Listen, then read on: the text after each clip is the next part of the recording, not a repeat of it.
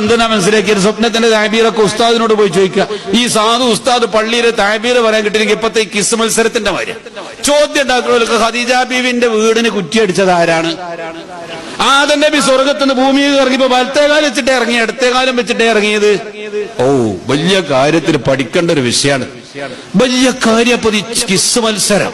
എന്നിട്ട് അതിന് കുറെ ചോദ്യം കണ്ട് എഴുതി വിട്ടിട്ട് ഇവൻ ഇതും കൊണ്ട് നടക്കുകയാണ് പള്ളിയിലുള്ള ഉസ്താദന്മാരടുത്തൊക്കെ. ഈ ഉസ്താദ് ഈ ഫുറോയാത്തി ശരിയായ ഉമർ ഏതെങ്കിലും ഒരു കിതാബിന്റെ മൂലയിൽ ഈ കിസ് മത്സരക്കാർക്ക് ഇറങ്ങണ കുറെ പുസ്തകം ഉണ്ട്. ഇതെല്ലാം കൂടി ഇപ്പൊ പള്ളിയിലെ മൂലയിൽ നോക്കിയിട്ട് എത്തിയിട്ടുണ്ടാവോ? അയാള് ഫർള് അതിനായ ഇൽമന്റെ പഠിഞ്ഞും പഠിച്ചാൽ കിടക്കുകയാണ് ബാക്കി. അപ്പോൾ ആദം നബി സ്വർഗത്ത് നോക്കുമ്പോ വലത്തേകാലം വെച്ചിട്ട് ഇടത്തേകാലം വെച്ചിട്ട് ഇറങ്ങി. ഇത് മൂപ്പരെ നോക്കിയിട്ടില്ല, അത് ചിന്തിക്കേണ്ട ആവശ്യം മൂപ്പർക്കില്ല. ഇയാൾക്ക് കിട്ടേണ്ടത് ഇതാണ്. ഉസ്താദ് പറയാണ് ഞാനത് നോക്കിയിട്ടില്ല, ഇയാൾക്കൊന്നും തിരിയില്ല. ഈ പടുകൂറ്റൻ ആലിം ഈ ജാഹിലിന്റെ മുമ്പിൽ ഒന്നും തിരിയാത്തവനായി. എന്താ കാരണം? ഈ കിസ് മത്സരമാണ് ഇതിന് കാരണം.